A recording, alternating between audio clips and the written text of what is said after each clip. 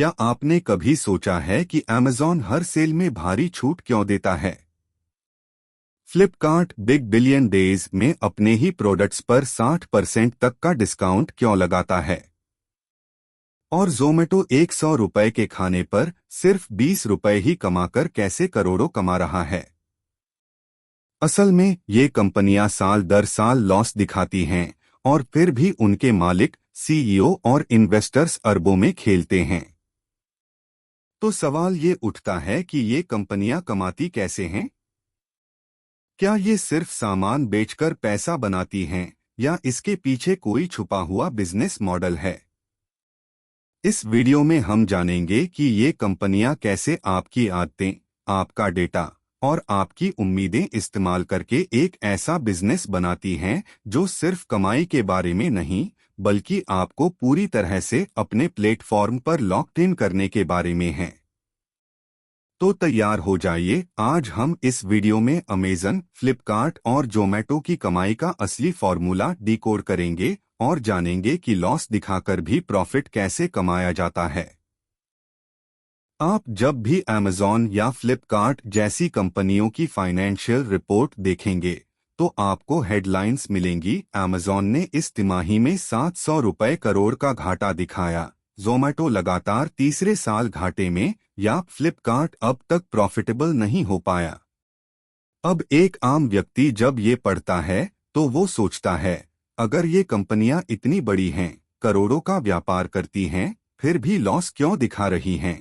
असल में यहीं पर शुरू होता है इन ब्रांड्स की असली चाल। लॉस दिखाओ, लेकिन वैल्यू बनाओ।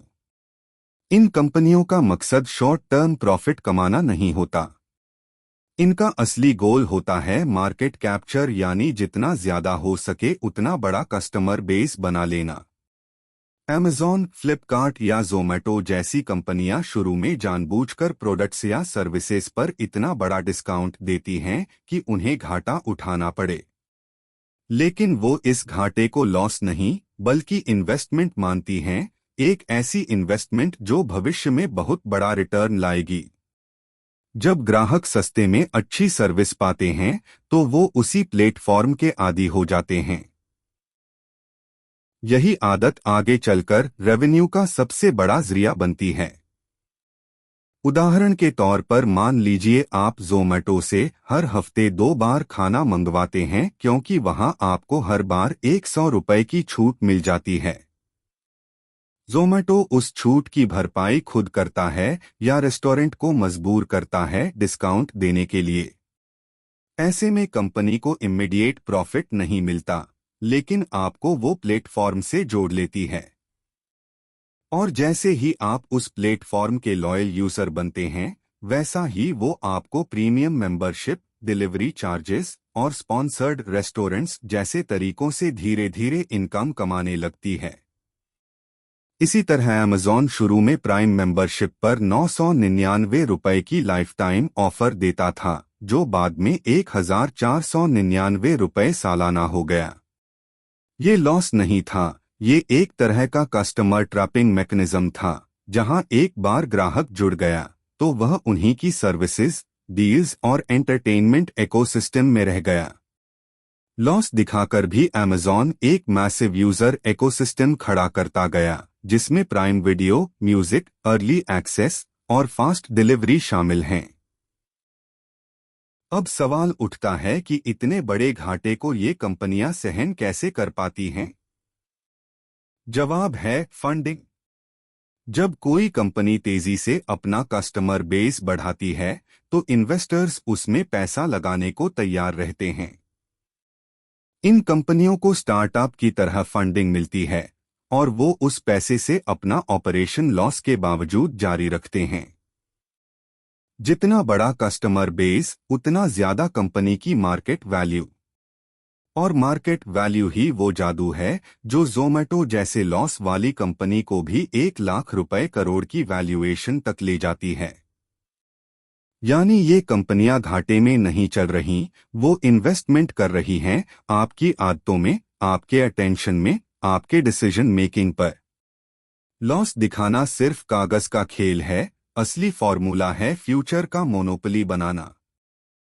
जब आप पहली बार किसी ऐप से खाना मंगवाते हैं और आपको 100 रुपए की छूट मिलती है, या जब आप पहली बार अमेज़न से ऑर्डर करते हैं और फ्री डिलीवरी मिलती है, तो आपको लगता है कि ये सिर्फ एक ऑफर है, एक कस्टमर को लुभाने की तरकीब। लेकिन असल में यही फ्री डिलीवरी, यही 100 रुपए की छूट कंपनी की सबसे बड़ी स्ट्रैटेजी है, कस्टमर एक्विजिशन इन्वेस्टमेंट। यानी ग्राहक को जोड़ने के लिए कंपनियां पैसे खर्च करती हैं, लेकिन वह खर्च उन्हें घाटा नहीं लगता, बल्कि उसे वो एक निवेश की तरह देखती हैं, क्योंकि जो ग्राहक एक बार जुड़ गया वो बार बार लौट कर आता है। ज़ोमैटो, स्विगी, अमेज़न, फ्लिपकार्ट, ये सब कंपनियां शुरुआती फेज में लाखों रुपए सिर्फ इस बात पर खर्च करती हैं कि कोई ग्राहक उनके ऐप को इंस्टॉल करे, साइन अप करे और एक बार कुछ ऑर्डर कर ले।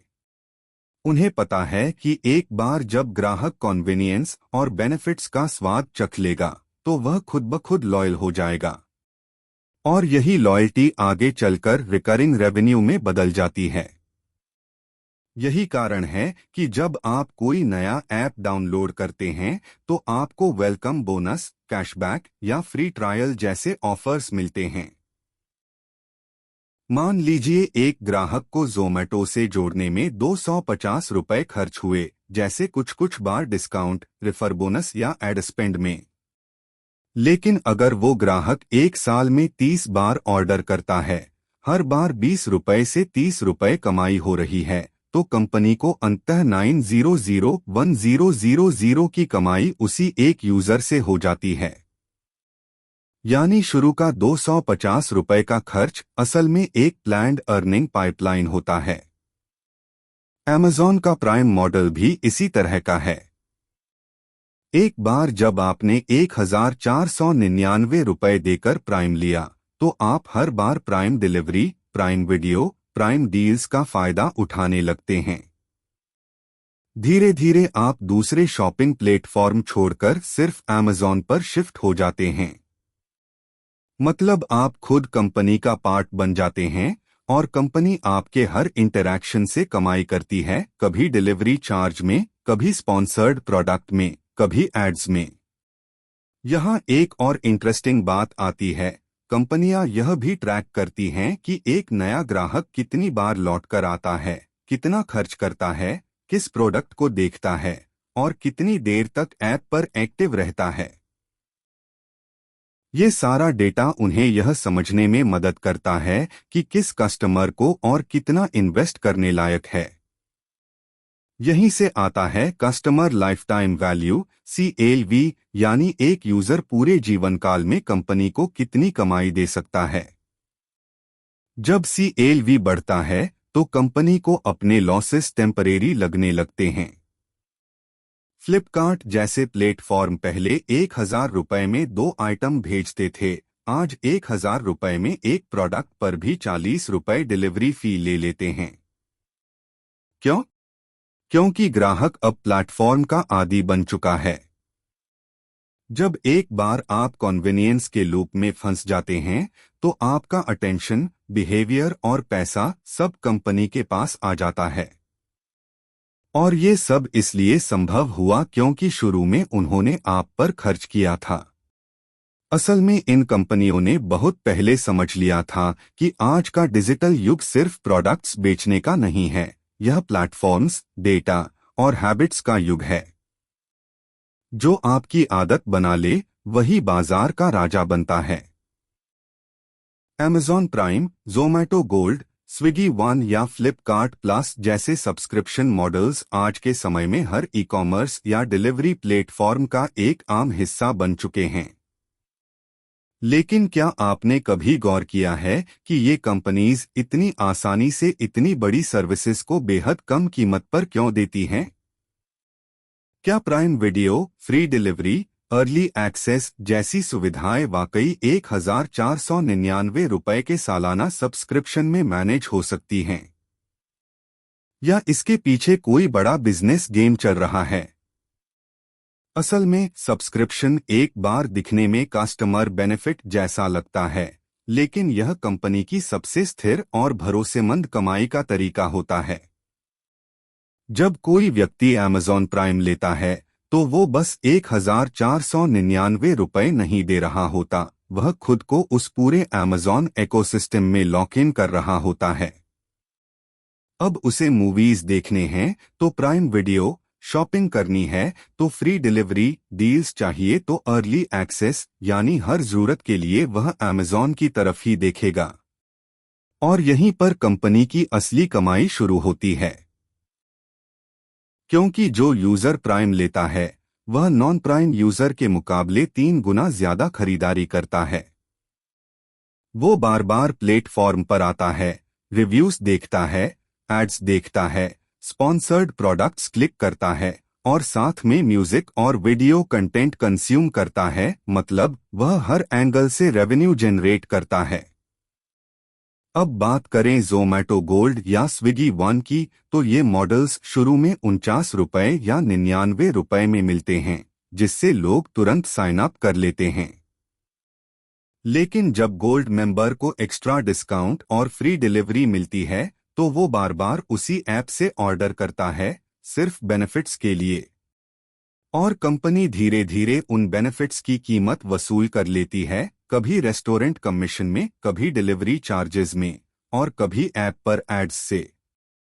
सब्सक्रिप्शन मॉडल कंपनियों को एक और बड़ा फायदा देता है, प्रेडिक्टेबल इनकम। जब लाखों लोग सालाना 1,499 रुपए या 199 रुपए दे रहे होते हैं तो कंपनी के पास पहले से मालूम होता है कि उन्हें साल भर में कम से कम इतना रेवेन्यू तो आएगा ही। इससे वो आसानी से फ्यूचर प्लानिंग कर सकते हैं, इन्वेस्टर्स को अट्रैक्ट कर सकते हैं और नए सर्विसेज या एक्सपांशन की तैयारी कर सकते हैं।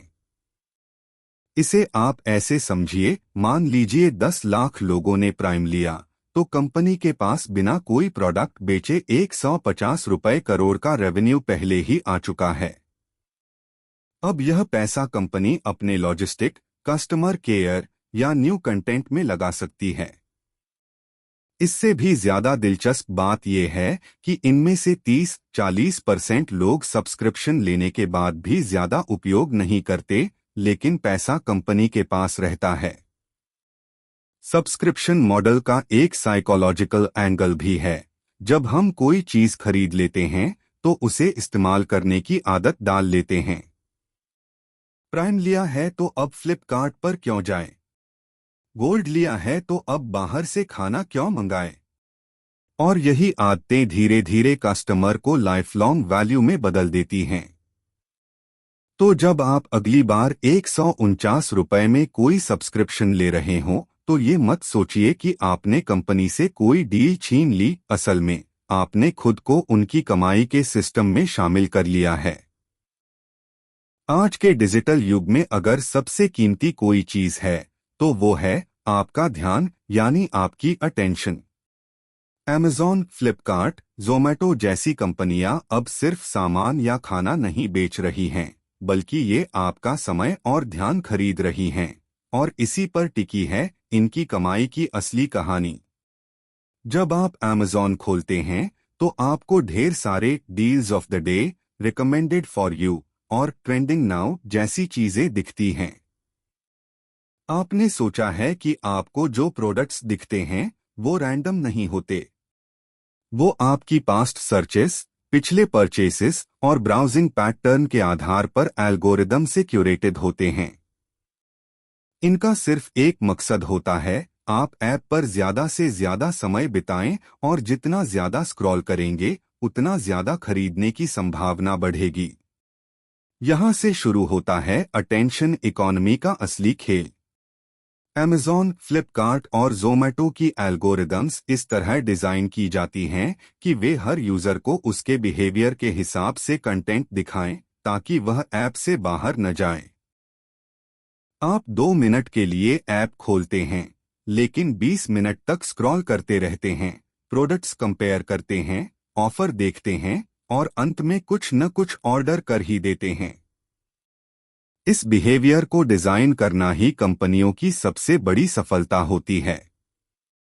अब बात करते हैं जोमैटो की। जब आप खाना ऑर्डर करने जाते हैं तो trending best for you under 99 रुपए जैसे टैग्स आपको कंफ्यूज करते हैं कि किस रेस्टोरेंट से मंगवाया जाए। असल में ये आपके पिछले ऑर्डर्स, लोकेशन और बजट के अनुसार एल्गोरिदमिक तरीके से सजाए गए ऑप्शंस होते हैं। इनका मकसद यही है कि आप ज्यादा एक्सप्लोर करें, क्योंकि जितना ज्यादा एक्सप्लोर करोगे उतनी ज्यादा विजिबिलिटी मिलेगी स्पॉन्सर्ड रेस्टोरेंट्स को, और वहां से कंपनी को एड्स रेवेन्यू मिलेगा। एड्स, जी हाँ, ये एक बड़ा सोर्स है इन कंपनियों की कमाई का।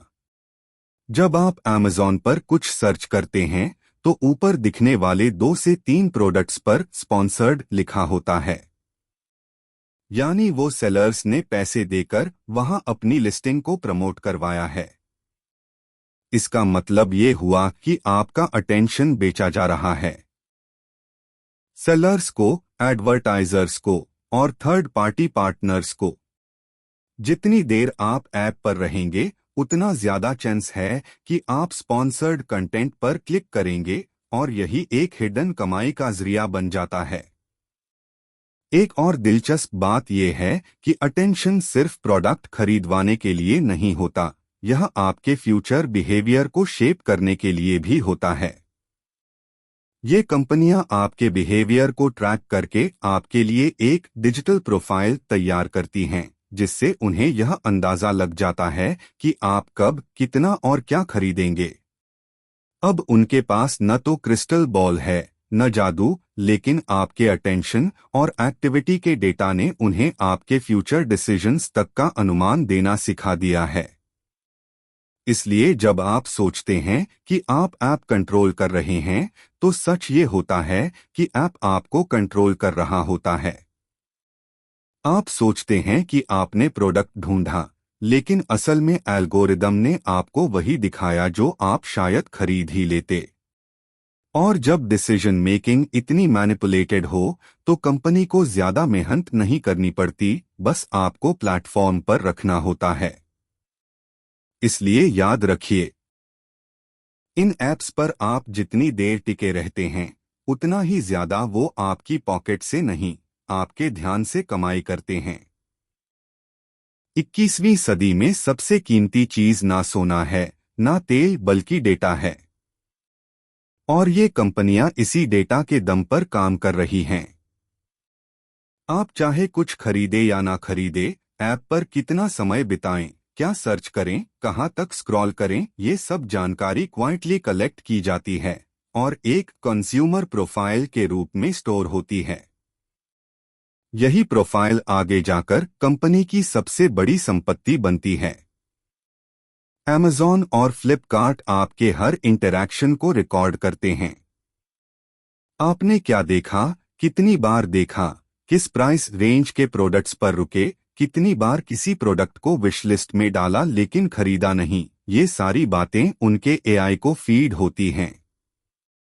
एआई और machine learning models in patterns से यह सीखते हैं कि कौन सा यूजर कैसा कंज्यूमर है, impulsive buyer, budget buyer, brand lover, offer lover, और फिर आपको उसी कैटेगरी के मुताबिक कंटेंट दिखाया जाता है। अब बात करें कि ये डेटा का करते क्या हैं। सबसे पहला काम, हाइपर पर्सोनलाइज्ड एड्स। आपने देखा होगा कि आप अगर एक बार किसी प्रोडक्ट को Amazon पर देखते हैं तो वो प्रोडक्ट आपको हर जगह दिखने लगता है। इंस्टाग्राम, यूट्यूब, वेबसाइट्स पर, क्योंकि आपका data third party ad platforms को भेजा जाता है। गूगल और मेटा के साथ इन कंपनियों की पार्टनरशिप्स होती हैं ताकि वे आपको फिर से टारगेट कर सकें और आप वापस आकर वही चीज खरीदें। दूसरा बड़ा फायदा, डायनामिक प्राइसिंग। आपने देखा होगा कि कुछ प्रोडक्ट्स की कीमत बार बार बदलती रहती है। आज 499 रुपए है, कल 469 रुपए हो गया, फिर अगले दिन 549 रुपए हो गया। यह रैंडम नहीं है, ये आपके और दूसरे बायर्स के बिहेवियर पर आधारित एक एल्गोरिदमिक प्राइसिंग सिस्टम होता है। अगर किसी लोकेशन से ज्यादा डिमांड है तो कीमत बढ़ा दी जाती है। अगर आपने बार बार एक आइटम देखा लेकिन नहीं खरीदा तो एक दिन के लिए उस पर डिस्काउंट दिखा दिया जाएगा ताकि आप आखिरकार उसे खरीद लें। तीसरा, कंपनियां यह डेटा सेलर्स और रेस्टोरेंट्स के साथ भी शेयर करती हैं, जैसा कि ज़ोमैटो और स्विगी करते हैं। रेस्टोरेंट्स को बताया जाता है कि किस एज ग्रुप के लोग क्या पसंद कर रहे हैं, कौन से मेन्यू आइटम्स सबसे ज्यादा क्लिक हो रहे हैं, कौन सा टाइम सबसे प्रॉफिटेबल है। इससे रेस्टोरेंट्स भी टारगेटेड ऑफर्स और कॉम्बोस बना सकते हैं और बदले में प्लेटफॉर्म को और कमीशन मिलता है। अब सबसे इंटरेस्टिंग और हिडन बात आती है, डेटा का रीसेल। कंपनियां एग्रीगेटेड डेटा एनालिटिक्स रिपोर्ट्स बनाकर उन्हें ब्रांड्स, मार्केट रिसर्च कंपनियों और एफएमसीजी जायंट्स को बेचती हैं। ये डेटा होता है एनोनिमाइज्ड, यानी नाम हटाकर, लेकिन उसमें बिहेवियरल ट्रेंड्स, बाइंग पैटर्न्स और रीजनल प्रेफरेंसेस जैसी जानकारी होती है जो करोड़ों की कीमत पर बेची जा सकती है। यानी आप सोचते हैं कि आप ऐप फ्री में यूज कर रहे हैं, लेकिन असल में आप उस ऐप को अपना ध्यान, आदतें और डिसीजन पावर दे रहे हैं और वो उसे अलग अलग कंपनियों को बेचकर करोड़ों कमा रही है। और यह सब कुछ 100% लीगल तरीके से हो रहा है क्योंकि आपने टर्म्स कंडीशंस में एक्सेप्ट दबा दिया था। तो अगली बार जब आप कोई प्रोडक्ट देखें और फिर वही इंस्टाग्राम पर आपको दिखे, समझ जाइए कि आपकी एक्टिविटी की बोली लग चुकी है। और जब बोली लग चुकी है तो कोई ना कोई कंपनी आपकी अटेंशन खरीद ही लेगी। जब हम ई कॉमर्स या डिलीवरी एप्स की बात करते हैं तो आमतौर पर हम ये सोचते हैं कि कमाई सिर्फ प्रोडक्ट बेचने से होती है। लेकिन सच्चाई यह है कि आज की सबसे बड़ी कमाई होती है एड्स बेचकर और लिस्टिंग को इन्फ्लुएंस करके। यानी अमेज़न, फ्लिपकार्ट और ज़ोमैटो अब सिर्फ खरीद और बिक्री के प्लेटफॉर्म नहीं रहे, बल्कि ये डिजिटल एडवर्टाइजिंग के सबसे बड़े मंच बन चुके हैं। चलो सबसे पहले बात करते हैं अमेज़न की। आपने जब भी कोई प्रोडक्ट सर्च किया है, क्या ध्यान दिया कि पहले 2 या 3 प्रोडक्ट्स के नीचे स्पॉन्सर्ड लिखा होता है? इसका मतलब ये हुआ कि वो सेलर ने पैसे दिए हैं अमेज़न को ताकि उसका प्रोडक्ट सबसे ऊपर दिखे, और यही स्पॉन्सर्ड लिस्टिंग कहलाती है। इस सुविधा के लिए सेलर्स बोली लगाते हैं, बिडिंग, और जो ज्यादा पैसा देगा उसका प्रोडक्ट पहले दिखेगा। अब सोचिए, हर कैटेगरी में हजारों सेलर्स होते हैं और हर कोई चाहता है कि उसका प्रोडक्ट ज्यादा दिखे, ज्यादा बिके। तो ये स्पॉन्सर्ड एड्स अमेज़न के लिए एक बहुत बड़ा इनकम सोर्स बन जाते हैं। अमेज़न की 2023 की एक रिपोर्ट के अनुसार 35,000 रुपए करोड़ से ज्यादा की कमाई सिर्फ एडवर्टाइजिंग से हुई थी, यानी बिना कुछ बेचे, सिर्फ डिस्प्ले करवाने के पैसे। फ्लिपकार्ट का मॉडल भी कुछ ऐसा ही है। वहां सेलर्स फ्लिपकार्ट एड्स के जरिए अपने प्रोडक्ट्स को प्रमोट करते हैं, स्पेशल बैनर स्लॉट्स खरीदते हैं और डील्स में आने के लिए एक्स्ट्रा पेमेंट करते हैं। इन एड्स से फ्लिपकार्ट हर महीने करोड़ों कमाता है और ये पैसे उसे रियल सेलिंग से कहीं ज्यादा स्टेबल और हाई मार्जिन लगते हैं। अब बात करते हैं ज़ोमैटो और स्विगी की। आपने देखा होगा कि जब आप ऐप खोलते हैं तो कुछ रेस्टोरेंट्स टॉप रेटेड, प्रोमोटेड या रिकमेंडेड टैग के साथ सबसे ऊपर आते हैं। ये सब पेड पोजीशंस होती हैं। रेस्टोरेंट्स ज़ोमैटो को पैसे देकर अपने लिस्टिंग को ऊपर लाते हैं ताकि उन्हें ज्यादा ऑर्डर्स मिलें। और यहीं से ज़ोमैटो की कमाई शुरू होती है। एक तरफ वो कस्टमर से डिलीवरी चार्ज या सब्सक्रिप्शन फी लेता है, दूसरी तरफ रेस्टोरेंट से प्रमोशन के लिए पैसे।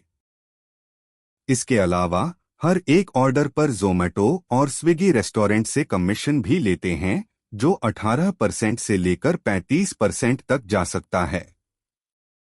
यानी एक ऑर्डर 500 रुपए का गया तो उसमें से 100,175 तक सीधे प्लेटफॉर्म को जाता है। यह हर दिन लाखों ऑर्डर्स में बदलकर करोड़ों की कमाई करता है। और अगर आपने कभी देखा हो तो कुछ रेस्टोरेंट्स ऐप पर ज्यादा महंगे होते हैं क्योंकि वे अपना प्रॉफिट बचाने के लिए ये कमीशन आपकी पॉकेट पर डाल देते हैं। इतना ही नहीं, कई कंपनियां जो अपने प्रोडक्ट्स बेचती हैं जैसे इलेक्ट्रॉनिक्स, गैजेट्स, क्लोथ्स, वो फ्लिपकार्ट या अमेजॉन से कहते हैं कि हमारे प्रोडक्ट को फेस्टिवल सेल में फ्रंट बैनर पर लगाओ और उसके लिए मोटी रकम चुकाई जाती है। इसलिए जो आपको डील ऑफ द डे लगता है वो असल में एक पेड प्रमोशन होता है। इस पूरे सिस्टम में कस्टमर को सब कुछ ऑर्गेनिक लगता है, लेकिन असल में आप जो भी देख रहे हैं वह प्रीडिसाइडेड एल्गोरिदमिक एड स्पेस है। आपके सामने क्या आएगा, किसका प्रोडक्ट पहले दिखेगा, किस रेस्टोरेंट की डील सबसे ऊपर होगी, सब कुछ पैसे से तय होता है। यानी जितनी बार आप किसी ऐप पर कुछ देखते हैं उतनी ही बार वो कंपनी कमाती है, और ये कमाई आपसे नहीं बल्कि सेलर्स, ब्रांड्स और थर्ड पार्टी कंपनियों से आती है। कभी आपने सोचा है कि आपने अमेज़न का प्राइम क्यों लिया और फिर उसी प्राइम से वीडियो देखा, म्यूजिक सुना और अब हर शॉपिंग वहीं से कर रहे हैं? आपने स्विगी वन क्यों लिया, फिर वहीं से खाना मंगवाया, इंस्टामार्ट से किराना लाया और जीनी से कोई सामान भिजवाया? यह सब यूं ही नहीं हो रहा, बल्कि यह सब एक सोची समझी रणनीति का हिस्सा है जिसे कहते हैं इकोसिस्टम ट्रैप। एक बार जब आप इन कंपनियों के इकोसिस्टम में आ जाते हैं तो बाहर निकलना बहुत मुश्किल हो जाता है, और वहीं से शुरू होती है इनकी असली कमाई। इकोसिस्टम का मतलब होता है ऐसी सर्विसेज का जाल जिसमें हर जरूरत के लिए आपको उसी कंपनी की तरफ देखना पड़े। अमेज़न का उदाहरण लें, वहां आप सामान खरीदते हैं लेकिन उसके साथ साथ प्राइम वीडियो से फिल्में देखते हैं, प्राइम म्यूजिक से गाने सुनते हैं, किंडल से किताबें पढ़ते हैं और अब तो अमेज़न पे से मोबाइल रिचार्ज तक कर देते हैं। यानी आपकी जिंदगी के कई हिस्से एक ही ब्रांड से जुड़ चुके हैं। और जब एक बार इतनी डिपेंडेंसी बन जाती है तो उस कंपनी को आपको अलग से मनाने की जरूरत नहीं होती, आप खुद ब खुद लॉयल हो जाते हैं। फ्लिपकार्ट ने भी अपना इकोसिस्टम खड़ा किया है। फ्लिपकार्ट प्लस से शुरू होकर मिंत्रा, क्लियर ट्रिप, फोन पे जैसी सर्विसेज तक वो आपको धीरे धीरे अपने पूरे नेटवर्क में खींच लेता है। एक ही लॉगिन से ट्रैवल बुकिंग, फैशन शॉपिंग और यूपीआई पेमेंट तक सब कुछ हो जाता है।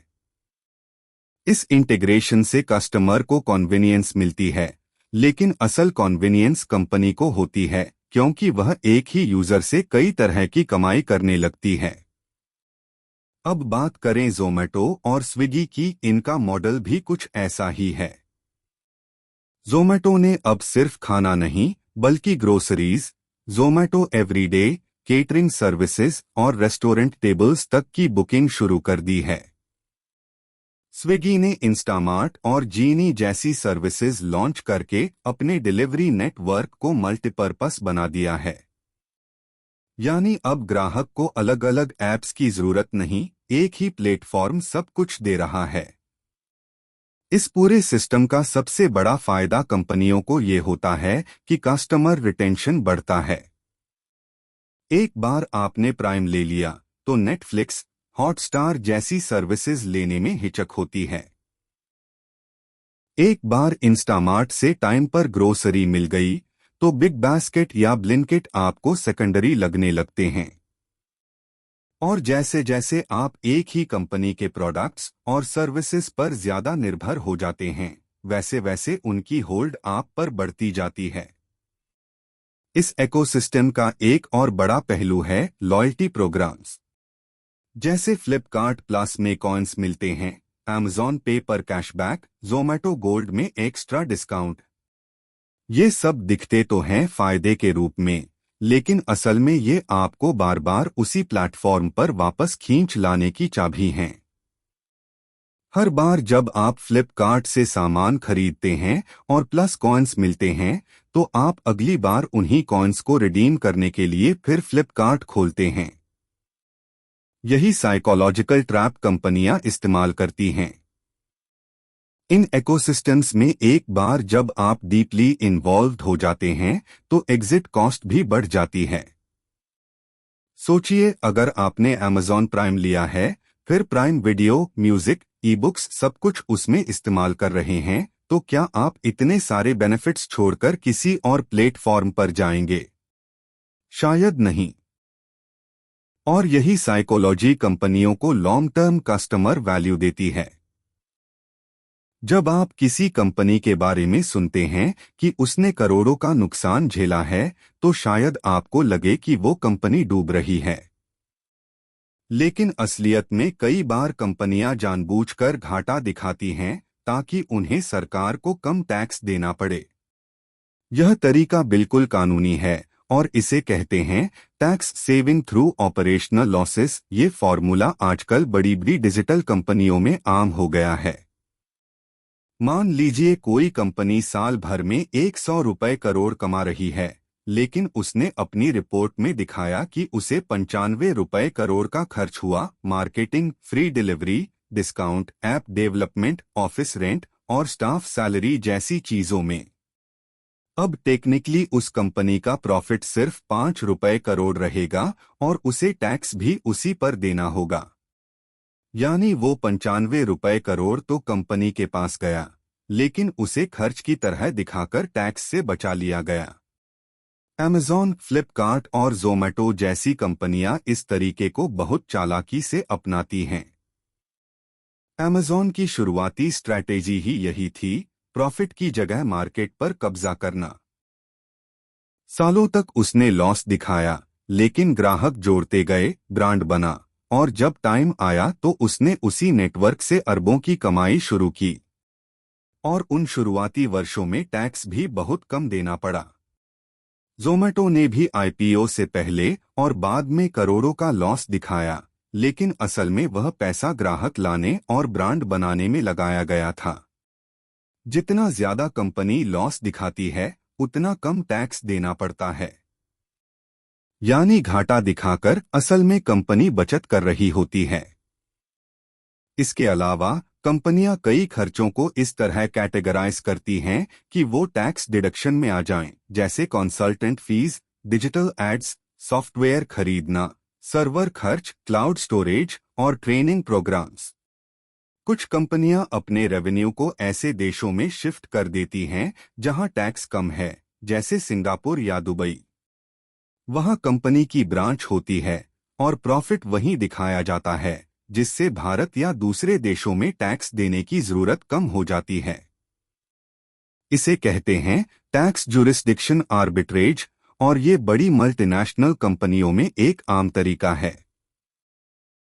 यानी आम इंसान सोचता है कि कंपनी को घाटा हो गया, लेकिन असल में वो एक वेल प्लान्ड सिस्टम होता है जिसमें लॉस दिखाकर कमाई छुपाई जाती है और टैक्स से बचा जाता है। यही कारण है कि जब कंपनियां सालाना घाटा बताती हैं तो उनके शेयर गिरते नहीं, क्योंकि इन्वेस्टर्स जानते हैं कि वो लॉन्ग टर्म गेम खेल रही हैं। तो अगली बार जब कोई कहे कि ज़ोमैटो को फिर से करोड़ों का नुकसान हुआ, तो समझिए कि वह नुकसान असल में उनके लिए फायदेमंद है। कंपनियां घाटे को नुकसान नहीं, बल्कि एक टैक्स बचाने वाले टूल की तरह इस्तेमाल करती हैं। जब भी कोई कंपनी नया फीचर लाती है, जैसे वन डे डिलीवरी, 70% डिस्काउंट, 1 रुपया में ट्रायल या फ्री कैशबैक, तो आम ग्राहक को लगता है कि कंपनी सच में उसके लिए सोच रही है। लेकिन सच्चाई ये है कि जो चीज मुफ्त या सस्ती दिखती है, उसमें भी एक गहरी बिजनेस चाल छुपी होती है।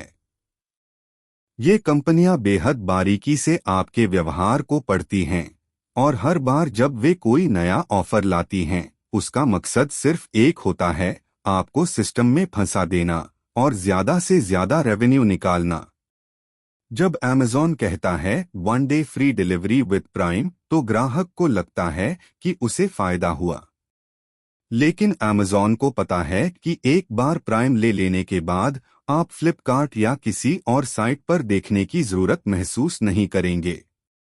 इसी तरह ज़ोमैटो गोल्ड जब कहता है बाय एक गेट एक फ्री, तो आपको एक मील फ्री लगती है, लेकिन आप ज्यादा बार खाना ऑर्डर करते हैं और रेस्टोरेंट व प्लेटफॉर्म दोनों को ज्यादा पैसा मिलता है।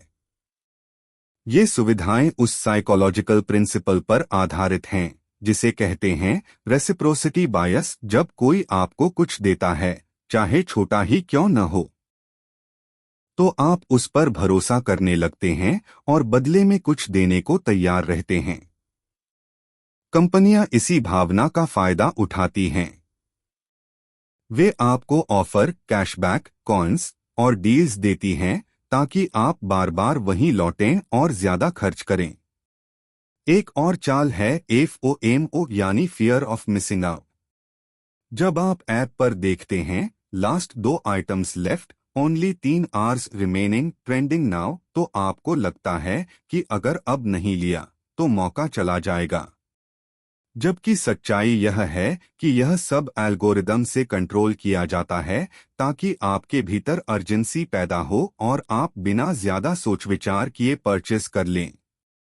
फ्लिपकार्ट का बिग बिलियन डेज हो या अमेजॉन की प्राइम सेल, इनका मकसद सिर्फ डिस्काउंट देना नहीं होता, बल्कि आपके भीतर एक्साइटमेंट और अर्जेंसी पैदा करना होता है।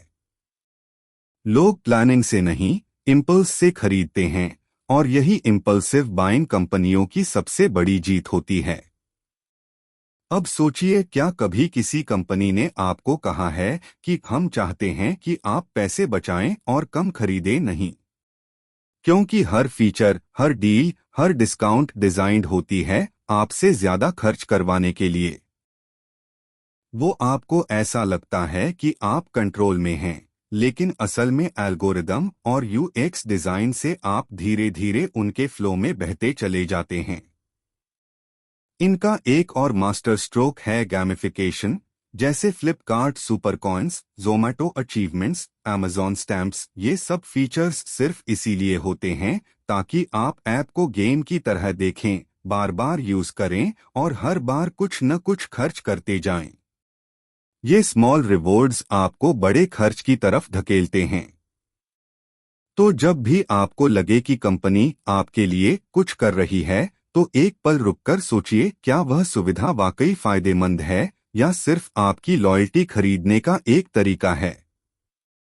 क्योंकि जो चीज बार बार फ्री दिखे, वह कभी ना कभी किसी और जगह से उसका मूल्य वसूल रही होती है और अक्सर वह आपकी जेब होती है। अब जब आपने इस पूरी कहानी को सुना, तो शायद आप सोच रहे होंगे कि हमने जिन कंपनियों पर इतना भरोसा किया, जिनसे हम हर हफ्ते कुछ न कुछ ऑर्डर करते हैं, वो असल में हमारी आदतों से पैसा बना रही हैं। लेकिन इसका मतलब ये नहीं कि ये कंपनियां बुरी हैं। सच्चाई ये है कि उन्होंने अपने बिजनेस मॉडल को इतनी बारीकी से डिजाइन किया है कि आम ग्राहक को कभी एहसास ही नहीं होता कि असली गेम कहाँ खेला जा रहा है। अमेजॉन हो या फ्लिपकार्ट, जोमैटो हो या स्विगी, ये सब हमें सुविधाएं देते हैं, समय बचाते हैं और आज के लाइफस्टाइल को आसान बनाते हैं। लेकिन इसी के साथ वे हमारी हर हरकत, हर क्लिक, हर ट्रांजैक्शन को एक रेवेन्यू अपॉर्चुनिटी की तरह देखते हैं। जब आप किसी प्रोडक्ट को सिर्फ देखने के लिए ऐप खोलते हैं और 20 मिनट तक स्क्रॉल करते हैं, तो आपके उस समय को भी कमाई में बदल दिया जाता है। यह पूरी व्यवस्था एक साइकोलॉजिकल डिजाइन पर टिकी होती है। अटेंशन पकड़ो, आदत बनाओ, लॉयल्टी लाओ और फिर रेवेन्यू निकालो। आपने कभी महसूस किया होगा कि एक बार अगर आपने कोई ऐप अनइंस्टॉल किया, तो कुछ ही दिन में आप उसे वापस इंस्टॉल कर लेते हैं, क्योंकि आपने कन्वीनियंस को इतना पसंद कर लिया है कि ऑल्टरनेटिव्स मुश्किल लगने लगते हैं। यही हैबिट लूप इनका सबसे बड़ा वेपन है। और इसमें सबसे गहरी बात यह है कि ये कंपनियां हमें ऐसा महसूस करवाती हैं कि हम स्मार्ट शॉपर हैं, जो डील्स पकड़ते हैं, जो ऑफर्स का फायदा उठाते हैं। लेकिन सच ये है कि वो हमें जो दिखाना चाहती हैं, हम बस वही देख पाते हैं। हमारी चॉइसेस, हमारी डिसीजंस, सब कुछ एल्गोरिदम के डिजाइन से प्रभावित होता है। ये हमें वह नहीं देते जो हम ढूंढ रहे हैं, ये हमें वह देते हैं जो वो चाहते हैं कि हम खरीदें। लेकिन इस पूरी कहानी का सबसे बड़ा सवाल यही है, क्या हम इस सिस्टम में हेल्पलेस हैं? जवाब है नहीं। जानकारी सबसे बड़ा हथियार है। जब आपको ये समझ आ जाता है कि कैसे चीजें काम करती हैं, तो आप अपनी डिजिटल जर्नी को ज्यादा समझदारी से जीने लगते हैं। आप जानते हैं कब ऐप आपको मैनिपुलेट कर रहा है, कब ऑफर असली है और कब सिर्फ अटेंशन पकड़ने की ट्रिक है। अब फैसला आपके हाथ में है। अगली बार जब आप जीरो डिलीवरी, लिमिटेड ऑफर या ओनली टुडे डील देखें, तो एक बार सोचिए, क्या आप उस प्रोडक्ट की जरूरत से खरीद रहे हैं या किसी एल्गोरिदम की चाल में फंसकर। डिजिटल दुनिया में सरवाइव करने का तरीका सिर्फ स्मार्ट खरीदारी नहीं, बल्कि स्मार्ट समझदारी है। ये कंपनियां वही करेंगी जो उनका बिजनेस कहता है, लेकिन हमें वही करना है जो हमारी समझदारी कहती है। अगर आपको ये वीडियो पसंद आया हो तो लाइक और शेयर जरूर करें ताकि ज्यादा लोग इस हिडन बिजनेस मॉडल को समझ सकें।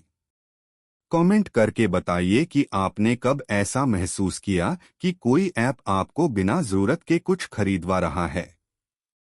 और ऐसे ही दमदार खुलासों और जानकारी के लिए सब्सक्राइब करें इन्वेस्ट IQ को, जहां हर वीडियो सिर्फ कंटेंट नहीं, बल्कि आपकी सोच को बदलने वाला प्रूफ होता है। इन्वेस्ट IQ, समझिए हर क्लिक के पीछे का कनेक्शन।